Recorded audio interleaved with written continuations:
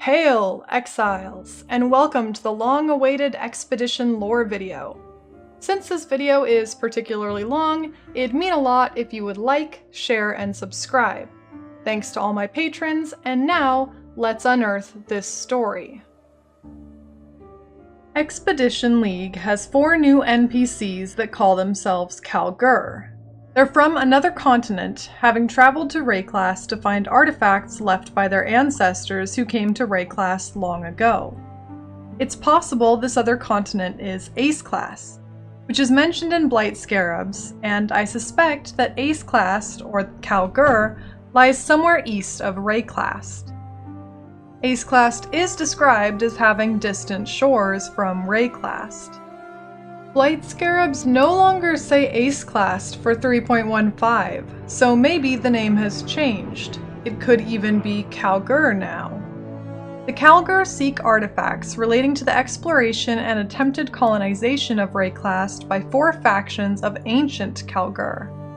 Each NPC has a specific faction they are researching, but they all have one common goal: find a most important artifact for the Kalguur called the Triskelion Flame, or at least to learn the truth of the flame's disappearance long ago. They need our help, our knowledge of Wraeclast, and our brutal strength to overcome the monsters that haunt their excavation sites. Like many things on Wraeclast, those ancient Kalguur who died on our continent have not stayed dead.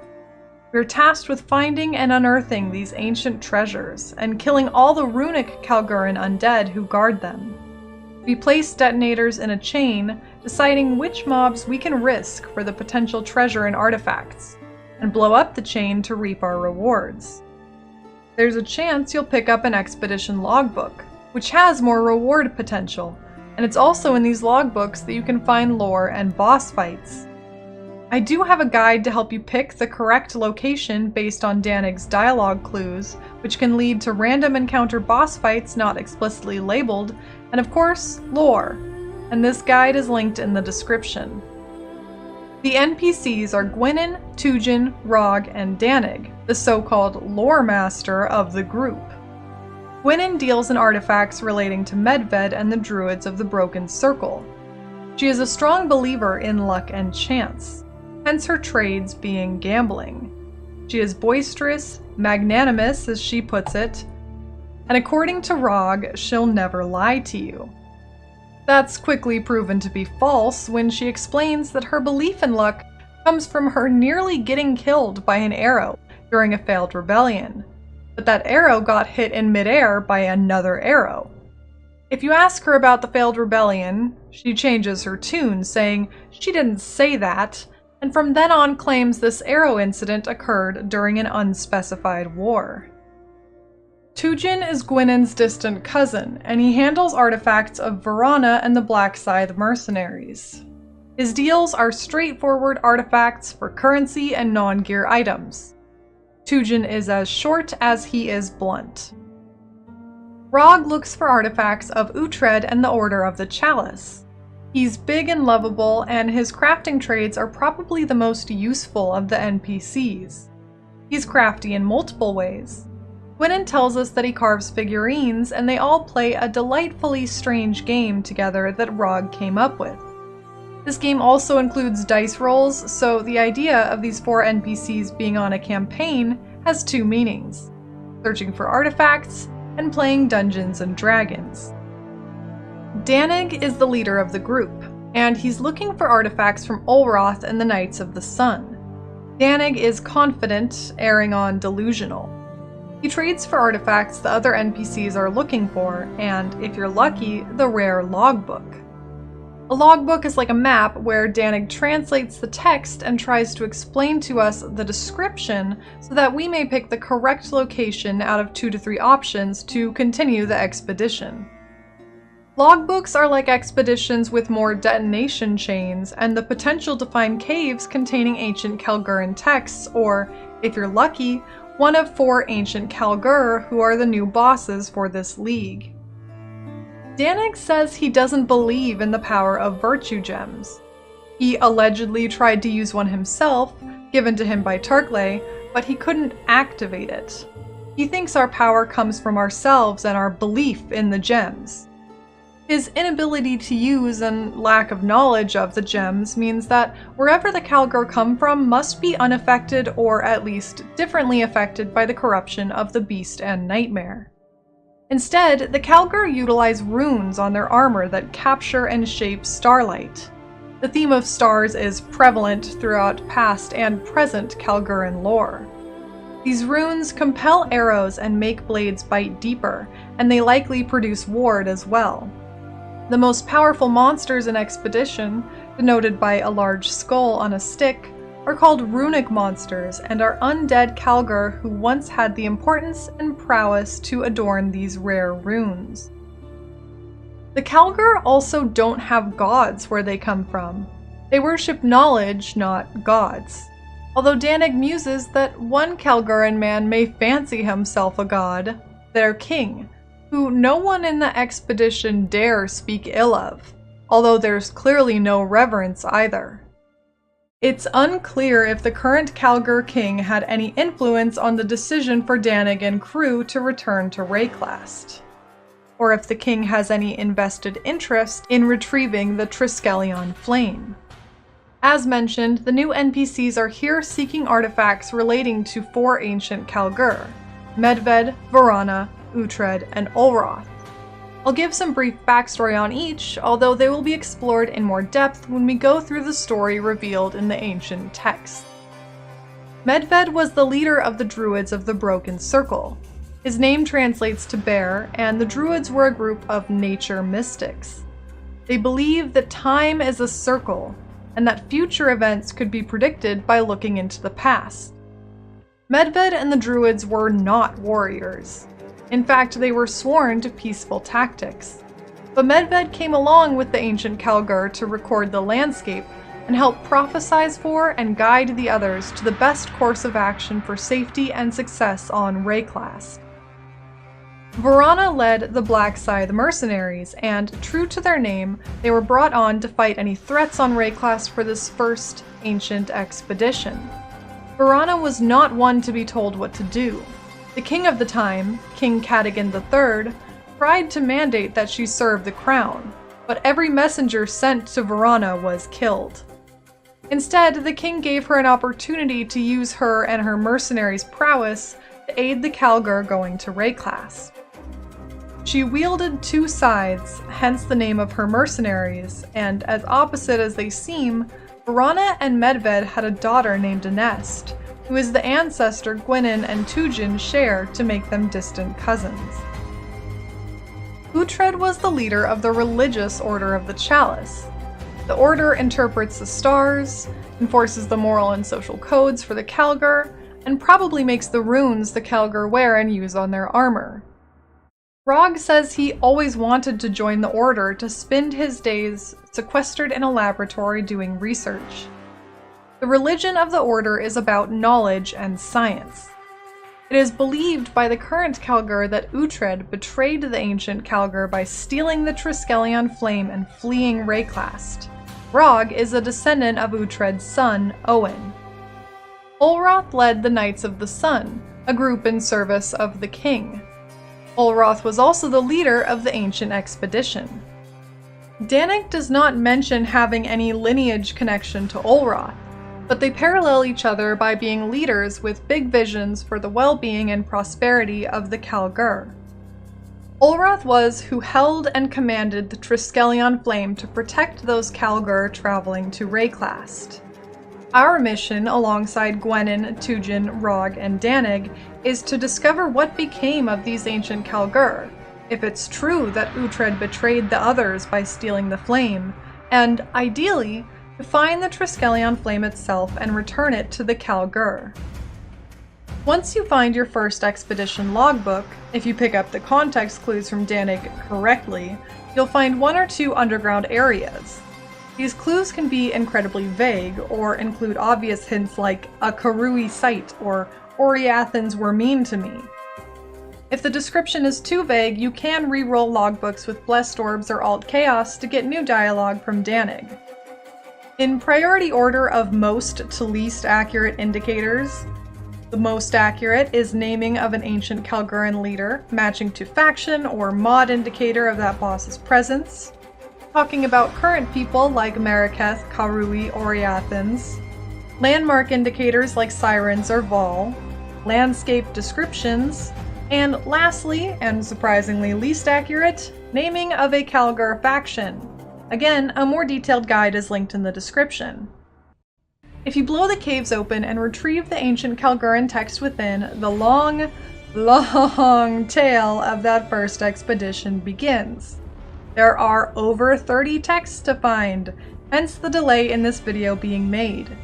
They are written by someone called the Prime Remembrancer, whose title is self-explanatory. He's the main guy who writes down things about the expedition to be remembered. Now, with all these pieces in mind, buckle in, because it's a wild tale we are about to unearth. The inciting event for this Kalguuran quest was the Omen, when the land shook and the sky went dark. Meteors or other debris rained across the land, and the sun was bright red. King Kalguuran III wanted to know what was happening, so he sent these four, Medved, Vorana, Uhtred, and Olroth, their leader, along with their factions, to go see what had caused such an occurrence. They took a boat and began their journey chasing the red sun, and they also took with them the artifact we are now, in the present, looking for, the Triskelion Flame.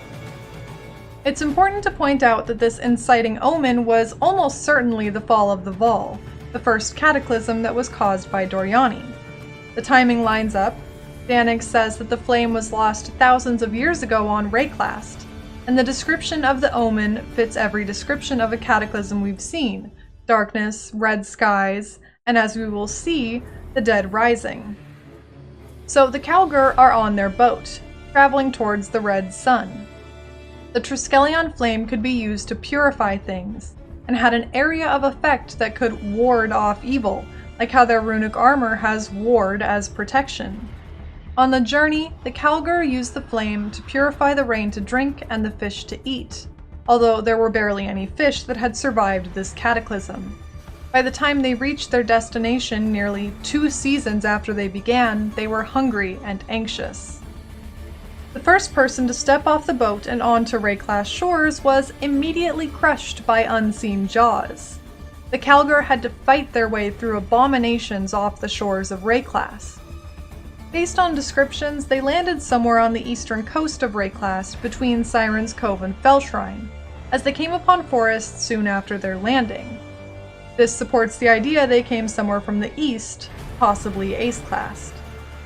The Knights of the Sun led the way inland, with Olroth carrying the Triskelion Flame to protect everyone from the seemingly endless monstrosities on this continent. On the 7th night, the sky finally began to clear up and some stars were visible. The Kalguur, who had reverence for the stars, took this as a sign and set up a camp. The exploration continued with the goal of expansion and colonization. The Kalguur found remnants of the Vaal civilization, mostly in the form of destroyed cities. In these cities there were bodies, but many of the bodies were undead. The Kalguur called these undead shamblers, and made note of the glittering gems embedded in their flesh. Uhtred declared these gems unclean and forbidden for the Kalguur to touch or use in any way. Since many of the Vaal had chosen to hoard treasures and lock themselves inside when the cataclysm struck, there was much loot to be taken, if they could overcome the shamblers. Some locations, like Utsal, had areas where people had gone underground and flooded themselves with their treasure to keep out looters. While that prevented the Kalguur from pillaging Utsal, many other Vaal cities were successfully looted, giving the Kalguur wealth beyond imagination. When King Kalguuran III got news of the wealth on Wraeclast, he sent more people from Kalguur to boost the expedition. After 3 years, there were many Kalguur settling on Wraeclast. First Village was well established, and the Triskelion Flame's ward protected the villagers from the threat of shamblers and monsters that lurked just outside of its aura. Vorana and the Black Scythe led the charge on expanding the Kalguur, and 10 more villages were established that same year. the Kalguur made contact with what they called island men and mountain men as they expanded, even though there was no common language. I'm not positive who the island men were, although they could be Karui. The mountain men were definitely the Asmiri, as the Prime Remembrancer made note that there were survivors of the Fallen Empire, aka the Vaal, among the mountain men. As noted in the library texts about the ancients, the 3,126 known survivors of the fall of the Vaal integrated with the Asmiri after the Cataclysm. In exchange for the Asmiri's help, the Vaal offered to teach them written language, agriculture, etc. The Vaal survivors taught the Asmiri everything they knew except for one important thing: their knowledge and use of virtue gems. According to the Prime Remembrancer, none of the surviving Vaal had gems in their skin. Unable to speak a common language, he drew the shape of a gem in the dirt, to try to ask them about the gems they'd seen on the fallen Shamblers. A great panic arose and we were banished from the mountains. There was no more interaction with the mountain men or Vaal survivors. Uhtred had already declared the gems unclean, and now King Cadigan III made it official that no gems should be shipped to Kalguur. Years passed. King Cadigan IV was now on the throne. Many Kalguur had traveled to Wraeclast in search of making a new life, and many did not want to listen to Olroth or the Knights of the Sun, attempting to settle their own villages or hold their own expeditions outside of the protective aura of the Triskelion Flame. And each Kalguur that was killed by a Shambler or other monstrosity outside of the Flame's protection was themselves turned into a Shambler. The Flame could not stop this unholy force of Wraeclast corruption. It could only keep it at bay. Medved and his druids had been taking notes on the powers of the gems. He had witnessed a man die near a gem and saw a breath or a vapor escape the man's body and enter the gem. As we know with Vaal gems, sacrifices were used to power them, though the idea of souls entering gems has been noted by Vaal before. When Uhtred heard of Medved's findings, he called him a blasphemer and threatened his exile. Medved paid Uhtred off to remain, but tensions began to mount. News of the deaths and disappearance of those who had chosen to live and explore outside the reach of the Flame led to Olroth and his knights traveling out to these fringe areas. Olroth decided to evacuate those fringe areas Kalguur had settled on and burn from the southern rivers to the northern sands. Olroth had the power through sacred rites to expand the Triskelion Flame's area, but this weakened the effect of the Flame's protection. Olroth would not explain why he burned the land or expanded the Flame, and began secluding himself most nights. The people knew of the deaths, but not that their fellow Kalguur had also risen as Shamblers to join the forces that plagued their attempts to settle Wraeclast. And these Kalguur that had risen did not have gems in them, meaning this corruption could likely occur to anyone who died. Alright, as this is about the halfway point and the story begins to turn from here, a recap. The Vaal Cataclysm inspires the Kalguur to travel to Wraeclast to discover what's causing the red sun and dark skies. On Wraeclast, they discover the remains of the Vaal civilization, which holds many treasures that inspire more Kalguur to travel and settle on Wraeclast, despite the loads of monsters and undead who inhabit it. The undead who have gems embedded in them are named Shamblers, and because of this connection to Shamblers and the reaction of the surviving Vaal, Uhtred and the king declare the virtue gems forbidden to touch, study, or ship back to Kalguur. Olroth and Vorana are helping defeat monsters to spread the Kalguur's villages, but the reach of the Kalguur is getting too vast to be protected by them and the Triskelion Flame, and it's discovered, but kept secret, that those Kalguur that have died fighting on Wraeclast end up as undead as well, even without the use of gems. The tides are beginning to turn, and the Kalguur are feeling more threatened and vulnerable on Wraeclast as the corrupted forces continually create new challenges for them. We now switch briefly to journals from the perspective of Olroth, their leader, directly. His first journal says, "The empty-eyed fiend has taken another of our number. This one a young woman. Many fell to the horrors of this accursed land in the early days, but I believed we had mastered the darkness with our purification rituals. I was mistaken. It is as if the very land itself is learning from our victories, twisting creatures in new ways that subvert our defenses." Olroth describes this empty-eyed fiend as having countless arm teeth, that it doesn't survive by eating but enjoying the screams of its victims. This fiend could not be burned, sliced, or harmed by any of the Kalguur's normal tactics. It is the only one of its kind he has seen. I believe that this fiend is the Elder itself. Its description and actions match. One of a kind, feeding on the screams of people and killing just for fun and fear. I'm not sure about arm teeth, but he certainly has a lot of arms. The timing would line up as well. We know members of the Order of the Jinn were creators of the Starforge, which eventually sealed the Elder by separating physical form and spirit. One of the Order who created the Sealing Blade Starforge, Ygrin, inspired Tarkus Varuso to found the Eternal Empire. There were 400 years between the fall of the Vaal and the Kalguur exploring Wraeclast, and the founding of the Eternal Empire for the Elder to exist and wreak havoc. And since the Elder is an immortal being, there's no telling how long he tormented people before he was sealed. It may not be the Elder, as I'll discuss in a bit, but I think it is. So Olroth has seen this empty-eyed fiend taking young people and children. Medved tells Olroth that the new monsters rise up only if there are some monsters left after a battle, that they must eliminate whole breeds from existence to stop this continual creation of new enemies. Olroth and Vorana, with their knights and Black Scythe, wipe out an entire group of Vornaculia, which is not a real word, but I presume it means breed of monster or something to that effect. With this done, Olroth decides that the empty-eyed fiend must be stopped as well. It is one of a kind, so by this logic, if it is killed, no others like it can be created. He tracks the empty-eyed fiend, losing half his knights in this pursuit. When he finds the fiend, he strikes its neck, but nothing happens. The fiend, in return, bites his squire in half and smiles at him.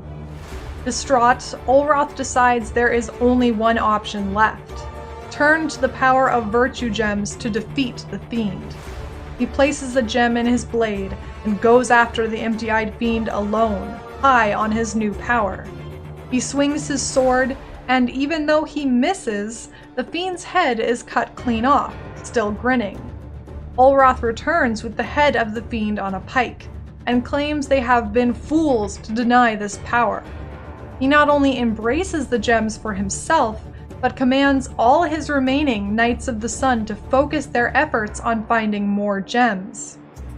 So that's the big sticking point to my Elder theory. The fiend's head is cut off and remains on a pike for the rest of the story. Olroth claims the gem in his blade turned a missed slice into a cutting lethal blow. So can we even be sure he got the real head of the fiend? Later events imply that there is still a malevolent, intelligent force out there fighting the Kalguur. The Elder was sealed by Starforge, split from its own body by the blade's magic. It wasn't harmed physically. Even when Cirrus and the Elder Slayers fight the Elder, he is not physically killed. They trap him in the Cosmic Arcana, with Cirrus as well. Is it possible that the Elder could have its head cut off? Could it survive that? Could the Elder regenerate its head if it was cut off? The Watchers claimed the Elder could not be killed, which is why they created Starforge. Could this just be some other monster, one we haven't seen before? Maybe a creature or being related to or working with the Elder, but not the Elder itself? Possibly. It's certainly debatable. After Olroth and his knights begin using the gems in their blades, suddenly Medved and his druids can no longer look into the future past as they had before. The druids had been called Druids of the Circle, but Medved changed the name to Druids of the Broken Circle as their ability to predict the future, based on seeing time as a circle, was now broken. The use of gems by Olroth and his knights had corrupted the scrying pools Medved and his druids used to see time as a circle, even without Medved himself yet using the gems. Medved was confronted by Vorana in the square, in front of the fiend's head on a pike. She asked him if he'd lost his faith, and he explained he could no longer study the past to see the future. Vorana offered him 2 axes and began training him for battle, saying, "We will fight our way across the gap between past and future." If Medved could no longer be a prophet, if he had lost his faith, he was free to abandon the pacifism he previously believed in and fight. And of course, his new axes had virtue gems in them. By this point, Olroth, Medved, and Vorana are all aboard the virtue gem train. Medved has abandoned pacifism, Vorana was pretty much exactly the same but extra violent, and Olroth had gone all in on finding and using gems for all. All 3 were out fighting monsters with renewed enthusiasm for multiple seasons, keeping enemies at bay. During this time, Medved and Vorana's daughter, Anest, was sent back to Kalguur to be kept safe. She was accompanied by Olroth's son, who is not named. Then a leader arose among the monsters, directing the enemy to attack where the flame's protection was weak or where there were no men guarding. It seemed this new leader of the Kalguur's enemies had tactical knowledge of their locations, habits, and the power of the Triskelion Flame. Medved was possessed by some notion he would not share, and sent a messenger into the dark to contact this leader.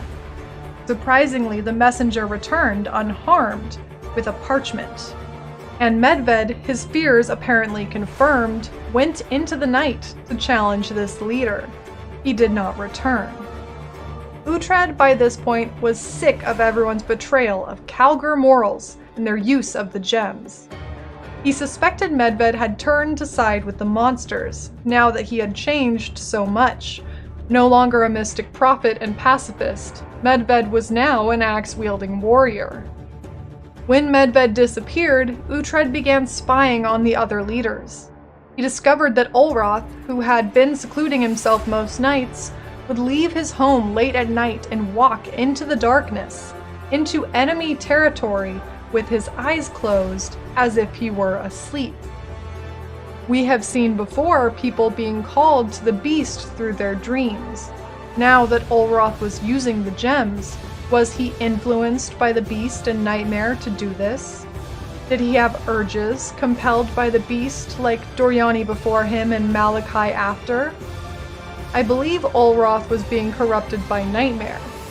Whether or not he had any contact with the leader of the Kalguur's enemies is unclear. But Uhtred believed Olroth could be this new leader among the monsters. Uhtred sent his son, Owen, back to Kalguur, and then sent 12 of his priests to attack Olroth while he was sleepwalking out of his home at night. They stabbed him 71 times until Vorana came and killed all of the priests swiftly. Olroth did not die, but he was on the verge of death and was bandaged and put into a glass case. The glass was to prevent his vapor from leaving and entering a gem, as Medved had seen happen before. Vorana confronted Uhtred, asking why he sent his priests to attack Olroth. Uhtred countered with asking why Olroth was walking into the night, claiming that Olroth was the new leader of the monsters. He said, "Kill me in 1 week if you wish it. If the enemy becomes disorganized and listless while Olroth lies in glass, then you will know the truth of my words." Vorana agrees, but she will feed Uhtred to the head of the empty-eyed fiend if he is wrong. A week passed, and the armies of the enemy did not change.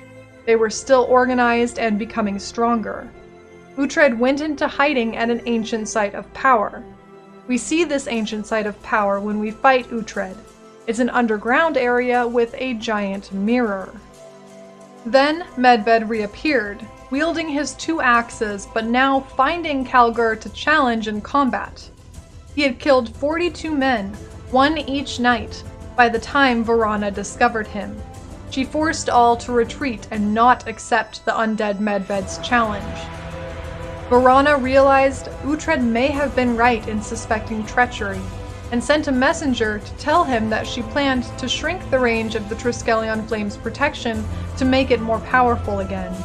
All the Kalguur remaining on the outskirts were crammed into an area the flame could cover in preparation for this shrinking of the flame's ward.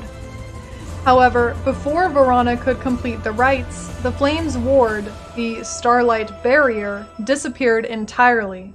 When she checked the altar, the Triskelion Flame was missing, and all the ships in the harbor had been sunk except one, which Vorana and the remaining Kalguur suspected Uhtred had taken and fled with. Vorana shouted to the people, "Uhtred the traitor has taken the flame." People panicked and, in an attempt to find safety, went to the place where Olroth was encased in glass, including the Prime Remembrancer writing all of this. But Olroth was gone, his glass case shattered. Kalguur at the time assumed Olroth had broken out to save them, no matter what Uhtred the traitor had claimed. Vorana sent messengers to ask the island and mountain men for help, but there was no answer. Famine began setting in as the Kalguur had no flame to purify their food. In a last-ditch attempt to save the Kalguur, with no flame to protect them, Vorana embedded gems into her flesh and took off fighting into the night, calling out, "I will not rest until every single abomination lies dead." With no hope left, some remaining Kalguur decided to go to a place hidden under the earth and older than the oldest men. Night falls, but there will be dawn. These are the last words the Prime Remembrancer wrote. He and others went to the ancient site of power Uhtred had fled to before. So, that's a lot to unpack. The current Kalguur believed that Uhtred had taken the Triskelion Flame and fled, leaving everyone to die. However, they knew nothing of the use of virtue gems by Medved, Vorana, and Olroth. As mentioned, Danig didn't believe in the power of virtue gems when we met. They didn't know that each of these leaders, including Uhtred, were still on Wraeclast, which means Uhtred never took the Triskelion Flame or fled. He remains to this day in the ancient site of power he went to avoid Vorana's wrath. And when we finally find Olroth, who had escaped or been released from his glass case so long ago, we discover it was Olroth, not Uhtred, who had taken the Triskelion Flame and left those ancient Kalguur to suffer. Danig accompanies us to our fight with Olroth, and during the fight, we must destroy the Triskelion Flame to put Olroth to rest. Afterwards, Danig asks us not to tell the others that Olroth had the flame. Rog picks up on this inconsistency, as he knows that Uhtred did not flee on the boat or take the flame. He says Olroth must have had the flame, but if Danig insists he didn't, who took it? Who burned the boats and sailed away on that final fateful day? And that it leaves him with the ominous sense there was someone, or something, moving these events without leaving a trail. We have not unearthed the truth, but a truth. The Triskelion Flame has been destroyed, and Danig has chosen to keep its ultimate fate and location a secret from the others, to spare them from something, even though finding the truth of the flame was the main goal of their expedition.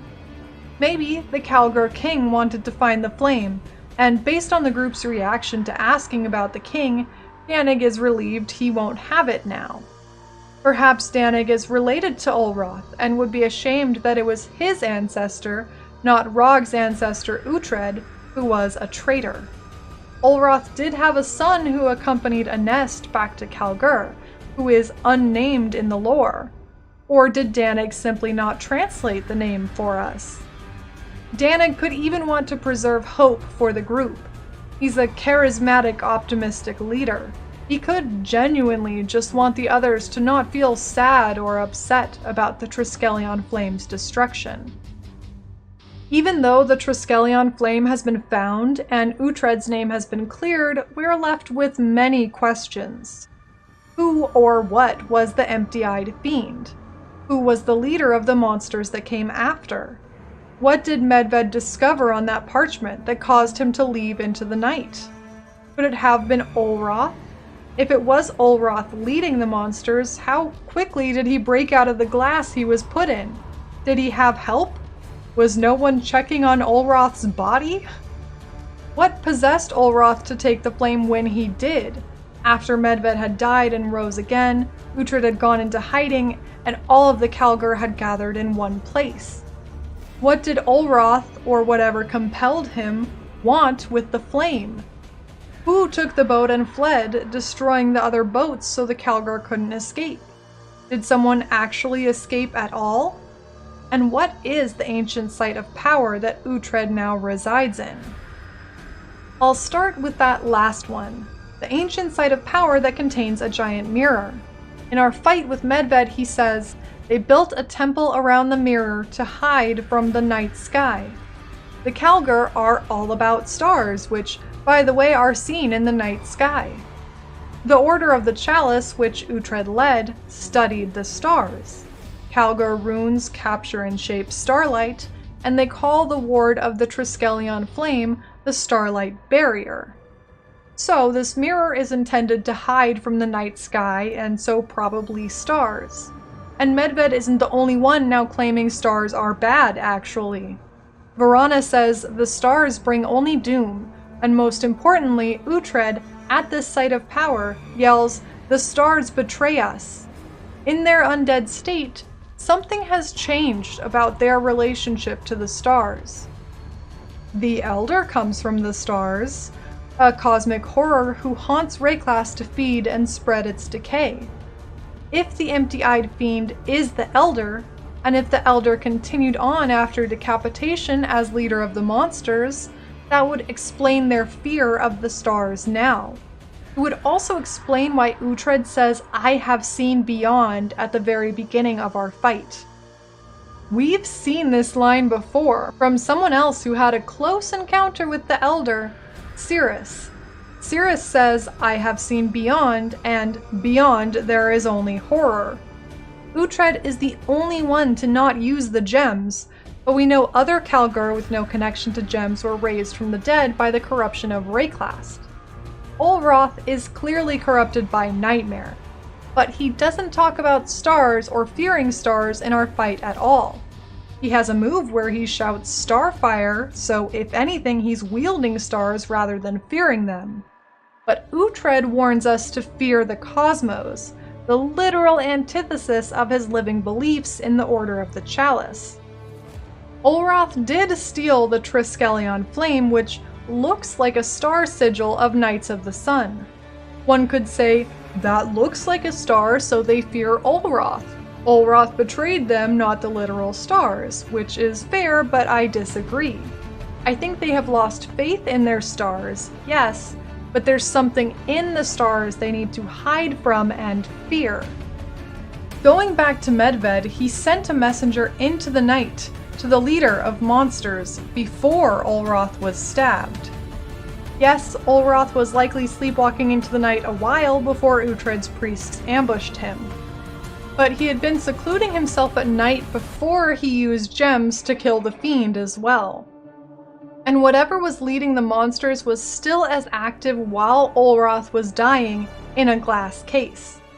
Unless Olroth just immediately popped back up, broke out of his glass, and walked away without anyone noticing, the leader of the people just walking through the square, it's probably someone or something else leading the monsters.